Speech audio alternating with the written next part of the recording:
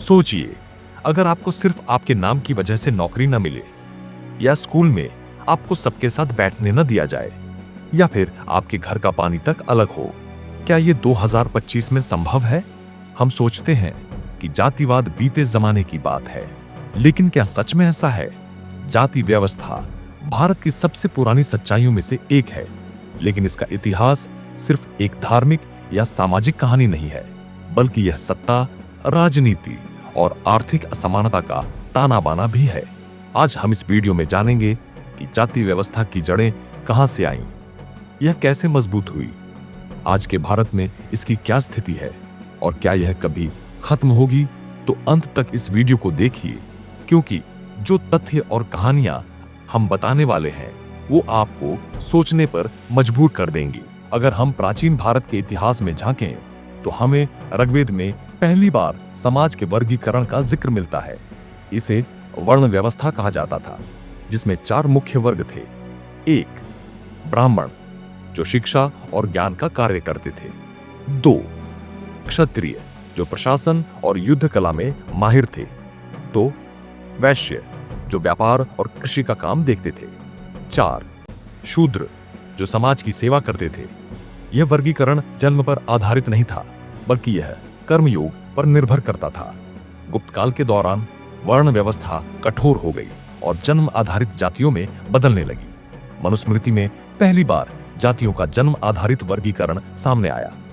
अछूतों की अवधारणा इसी समय विकसित हुई, यानी कि शुरुआत में जाति जन्म पर आधारित नहीं थी, लेकिन समय के साथ इसे कठोर बना दिया गया। मुगल शासन 1526-1877 में जातियों का इस्तेमाल सत्ता में पहुंचने के लिए किया गया।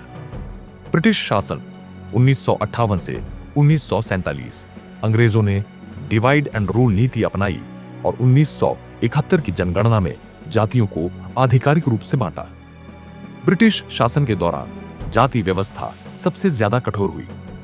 आरक्षण नीति सामाजिक न्याय के लिए लागू की गई, लेकिन क्या यह जातिवाद को बढ़ावा दे रही है? जाति आधारित वोट बैंक आज भी चुनाव जाति के आधार पर लड़े जाते हैं। जाति आधारित हिंसा भारत में जातिगत दंगे और अत्याचार आज भी देखे जाते हैं। ऊंची जातियों में अमीरों की संख्या ज्यादा है। अनुसूचित जाति और जनजाति में गरीबी का प्रतिशत अधिक है। जाति आज भी नौकरियों, शिक्षा और शादियों में महत्वपूर्ण भूमिका निभाती है, यानी कि जाति व्यवस्था केवल सामाजिक नहीं बल्कि आर्थिक और राजनीतिक स्तर पर भी बनी हुई है। जहां शिक्षा बढ़ी, वहां जातिवाद कमजोर हुआ। इंटरकास्ट मैरिज और सामाजिक एकता से जाति का प्रभाव कम किया जा सकता है। SC/ST एक्ट जैसे कानूनों का सही क्रियान्वयन जरूरी है। जाति आधारित अपराधों के लिए कठोर दंड आवश्यक है। अगर जाति का जड़ से खत्म करना है तो सिर्फ कानून नहीं, सोच भी बदलनी होगी। जाति व्यवस्था सिर्फ एक सामाजिक संरचना नहीं, बल्कि सत्ता, राजनीति और अर्थव्यवस्था से गहराई से जुड़ी हुई है। इसके समाधान के लिए सिर्फ कानून नहीं, बल्कि मानसिकता बदलनी होगी। जाति व्यवस्था एक दिन खत्म होगी या नहीं, यह पूरी तरह से हम पर निर्भर करता है। सवाल यह है, क्या हम इसे बदलना चाहते हैं? आपकी राय क्या है? क्या आपको लगता है कि जाति व्यवस्था आने वाले 50 सालों में खत्म हो जाएगी, या फिर यह सिर्फ नए रूपों में आगे बढ़ती रहेगी? कमेंट में अपनी राय जरूर दें। अगर आपको ये वीडियो पसंद आया हो तो इसे लाइक करें, शेयर करें और इस चर्चा को आगे बढ़ाएं। चैनल को सब्सक्राइब करें और बेल आइकन दबाएं ताकि आपको ऐसे ही रिसर्च बेस्ड वीडियो मिलते रहें।